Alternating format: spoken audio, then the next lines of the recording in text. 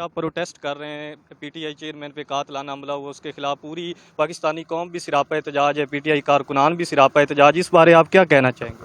یہ دیکھیں، ہم اس وقت یہاں تاندریاں والا سمندری انٹرچینج پر کھڑے ہیں. صرف ایک ہی مقصد ہے خان کا، جمہوریت، اور وہ پاکستان کی حقیقی آزادی کے لیے نکلے تھے. تو انہیں کیا مسئلہ ہے، انہیں ہے کیا اس خان نے ان کا بگاڑا کیا ہے؟ یہ کیا چاہتے ہیں؟ اس حد تک یہ چلے گئے ہیں کہ انہیں قتل کرنے کی انہوں نے منصوبے بنا لیے ہیں. یہ جو کر رہے ہیں نا، یہ کبھی بھی قوم معاف نہیں کرے گی. یہ ان سے خان کے ایک ایک لہو کا بدلہ لے گی، اور جو اس کے اعلیٰ کار ہیں، جو یہ کروانے کے جو سارا جو یہ سلسلہ بنایا ہوا ہے، جنہوں نے جو اس کے پیچھے ہیں، انہیں یہ واضح میسج مل رہا ہے کہ پورا پاکستان، پوری قوم خان کے ساتھ کھڑی ہے.